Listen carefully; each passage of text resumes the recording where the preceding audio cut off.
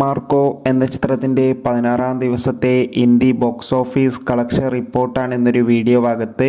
വീഡിയോയിൽ മുൻപ് video like ചെയ്യുക, ചാനൽ സബ്സ്ക്രൈബ് ചെയ്യുക. ഡിസംബർ മാസം ഇനിയും OTT റിലീസ് ചെയ്ത ചിത്രങ്ങളുടെ വീഡിയോ കാണാത്തവരുണ്ടെങ്കിൽ ചാനൽ പരിശോധിച്ചാൽ നിങ്ങൾക്ക് കാണാം. ഇനി ഈ ജനുവരി മാസം ഒരുപാട് ചിത്രങ്ങൾ OTT റിലീസ് ചെയ്യും. ചാനൽ ഭാഗം പരിശോധിച്ചാൽ ആ വീഡിയോയ്ക്ക് കാണാൻ വേണ്ടി സാധിക്കുന്നതായിരിക്കും.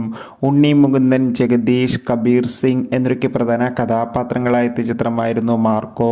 ചിത്രത്തിന് ഇപ്പോഴും നല്ല മികച്ച പോസിറ്റീവ് റെസ്പോൺസ് തന്നെയാണ് എല്ലാ തിയേറ്ററുകളിൽ നിന്നും പുറത്തുവന്നുകൊണ്ടിരിക്കുന്നത്.